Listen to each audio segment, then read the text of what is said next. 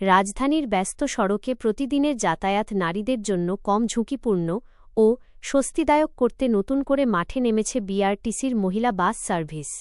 গোলাপি রঙের কারণে ইতোমধ্যে যাত্রীদের কাছে এটি পিঙ্ক বাস নামে পরিচিতি পেয়েছে। মঙ্গলবার 18 আগস্ট তেজগাঁওয়ের বিআরটিসি ঢাকা ট্রাক ডিপোতে আনুষ্ঠানিকভাবে যাত্রা শুরু করেছে বিশেষ এই পরিবহন সেবা। ঢাকা, চট্টগ্রাম ও বগুড়ায় প্রথম ধাপে নামানো হয়েছে 14টি বাস। এর মধ্যে ঢাকায় চলছে 10টি, আর চট্টগ্রাম ও বগুড়ায় রয়েছে 2টি করে বাস। নারীদের জন্য আলাদা বাস, নারী চালক ও কন্ডাক্টর সব মিলিয়ে উদ্যোগটি ইতোমধ্যে আগ্রহ তৈরি করেছে। কিন্তু নতুন এই আয়োজনের সামনে সবচেয়ে বড় প্রশ্ন, অন্য জায়গায় এবার কি পিঙ্ক বাস নিয়মিত চলবে নাকি কয়েক বছর পর আবারও হারিয়ে যাবে শহরের সড়ক থেকে? নারীদের জন্য আলাদা বাসের ধারণা দেশে নতুন নয়। বিআরটিসি অতীতেও একাধিকবার এমন উদ্যোগ নিয়েছে। 1998 সালে পরীক্ষামূলক যাত্রার পর 2001, 2009 ও 2015 সালে বিভিন্ন সময়ে নারী যাত্রীদের জন্য পৃথক বাস চালুর চেষ্টা হয়, কিন্তু উদ্যোগগুলো প্রত্যাশিত স্থায়িত্ব পায়নি। কোথাও যাত্রী সংকট, কোথাও রুটের অসামঞ্জস্য, আবার কোথাও সময়সূচির সঙ্গে বাস্তব যাতায়াতের মিল না থাকায় সেবাগুলো ধীরে ধীরে গুরুত্ব হারায়। 2015 সালে ঢাকায় 12টি মহিলা বাস চালু হলেও অনেক যাত্রী নির্দিষ্ট বাসের অপেক্ষা না করে দ্রুত গন্তব্যে পৌঁছাতে সাধারণ বাস বেছে নিতেন। ফলে বিশেষ এই সেবা এক পর্যায়ে কার্যকারিতা হারায়। এবার তাই বাসের সংখ্যা নয়, সেবার ধারাবাহিকতাই সবচেয়ে বড় পরীক্ষা। নতুন পরিকল্পনা অনুযায়ী ঢাকার 10টি রুটে 10টি বাস চলাচল করবে। ব্যস্ত ও গুরুত্বপূর্ণ কয়েকটি করিডোরকে যুক্ত করা হয়েছে এই নেটওয়ার্কে। কোকাকোলা নতুন বাজার মতিঝিল রুটে বাড্ডা, রামপুরা, মালিবাগ, কাকরাইল, পল্টন ও গুলিস্তান হয়ে বাস যাবে মতিঝিলে। তালতলা মতিঝিল রুটে খিলগাঁও, বাসাবো, মুগদা, কমলাপুর, আরামবাগ ও শাপলা চত্বর হয়ে মতিঝিলকে যুক্ত করা হয়েছে। ডেমরা স্টাফ কোয়ার্টার জিপিও রুটে যাত্রাবাড়ি, সায়দাবাদ, গুলিস্তান, পল্টন ও সচিবালয় হয়ে বাস পৌঁছাবে জিপিওতে। এর বাইরে মিরপুর -10, মিরপুর -12, মিরপুর -1, মোহাম্মদপুর, আদাবর, নারায়ণগঞ্জ এবং গাজীপুর বিমানবন্দর রুটেও পিঙ্ক বাস রাখা হয়েছে।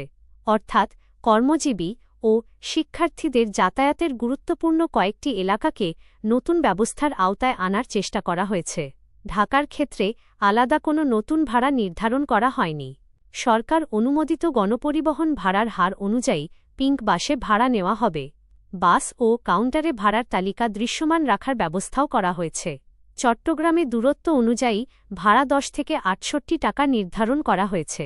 আর টিকিট ব্যবস্থায় এসেছে প্রযুক্তির ছোঁয়া। বিআরটিসি চালু করেছে ই-টিকিটিং সুবিধা। সহজ.কমের সঙ্গে সমঝোতার মাধ্যমে যাত্রীরা ডিজিটাল পদ্ধতিতে টিকিট সংগ্রহ করতে পারবেন। পিঙ্ক বাসের সবচেয়ে আলোচিত বৈশিষ্ট্য শুধু এর রং নয়, বাসের চালক ও কন্ডাক্টর হিসেবে দায়িত্ব পালন করছেন নারীরা। এর পাশাপাশি প্রতিটি বাসে ভেহিক্যাল ট্র্যাকিং সিস্টেম বা ভিটিএস যুক্ত করা হয়েছে। ফলে বাস কোথায় চলছে তা পর্যবেক্ষণের সুযোগ থাকবে। নির্ধারিত স্টপেজ ছাড়া যাত্রী ওঠানামার সুযোগ সীমিত রাখার পরিকল্পনাও রয়েছে। এতে যাতায়াতের শৃঙ্খলা বাড়ার পাশাপাশি নিরাপত্তা ব্যবস্থাও শক্তিশালী হবে বলে আশা করা হচ্ছে। পিঙ্ক বাস নিয়ে নারী যাত্রীদের মধ্যে আগ্রহ তৈরি হয়েছে। বিশেষ করে কর্মজীবী নারী ও শিক্ষার্থীরা মনে করছেন, বাসগুলো যদি সময়মতো এবং নিয়মিত চলে তাহলে প্রতিদিনের যাতায়াতে নতুন একটি স্বস্তির জায়গা তৈরি হতে পারে। তবে বাস্তবতার জায়গাটি একটু কঠিন। ঢাকার একজন কর্মজীবী নারীর জন্য অফিসে পৌঁছানো যেমন গুরুত্বপূর্ণ, তেমনি গুরুত্বপূর্ণ সময় বাঁচানো। নির্দিষ্ট বাসের জন্য দীর্ঘ সময় অপেক্ষা করার সুযোগ অনেকেরই থাকে না। সামনে পাওয়া বাসে উঠে পড়াই তাই অনেকের কাছে বাস্তবসম্মত সমাধান। সেখানেই পিঙ্ক বাসের বড় পরীক্ষা, নারীরা কি নির্দিষ্ট বাসের জন্য অপেক্ষা করবেন নাকি দ্রুত গন্তব্যে পৌঁছাতে সাধারণ বাসই বেছে নেবেন? শুধু নারীদের জন্য আলাদা বাস চালু করলেই নগর পরিবহনের সমস্যার সমাধান হবে না বলে মনে করছেন পরিবহন সংশ্লিষ্টরা। যাত্রী কল্যাণ সমিতির মহাসচিব মোজাম্মেল হক চৌধুরী নগরীর সামগ্রিক গণপরিবহন ব্যবস্থায় শৃঙ্খলা ফেরানোর ওপর গুরুত্ব দিয়েছেন। তিনি বলেন, বাস রুট রেশনালাইজেশন সহ পুরো পরিবহন ব্যবস্থাকে পরিকল্পিত করা গেলে নারীসহ সব শ্রেণীর যাত্রী উপকৃত হবেন। অর্থাৎ পিঙ্ক বাসকে সফল করতে হলে শুধু নারী যাত্রীর জন্য আলাদা বাস নয়, সঠিক রুট, সময়ানুবর্তিতা ও পর্যাপ্ত বাসের সমন্বিত ব্যবস্থা নিশ্চিত করতে হবে। নতুন উদ্যোগের সফলতা নির্ভর করবে কয়েকটি বিষয়ের ওপর: বাস ঠিক সময়ে আসছে কিনা, নির্ধারিত রুটে নিয়মিত চলছে কিনা, পর্যাপ্ত বাস আছে কিনা এবং যাত্রীদের চাহিদা অনুযায়ী সময়সূচি ঠিক করা হয়েছে কিনা।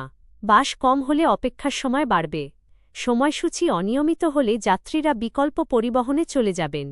আর রুটে চাহিদার সঙ্গে সরবরাহের মিল না থাকলে বাস থাকলেও যাত্রী পাওয়া কঠিন হবে। তাই শুরুতেই যাত্রীদের ব্যবহার, ব্যস্ত সময়, রুটভিত্তিক চাহিদা ও গন্তব্য বিশ্লেষণ করে প্রয়োজন অনুযায়ী সেবা পরিবর্তন করা জরুরি। বিআরটিসি বলছে, যাত্রীদের সাড়া ও চাহিদা বিবেচনা করে ভবিষ্যতে পিঙ্ক বাসের সংখ্যা এবং রুট বাড়ানো হবে।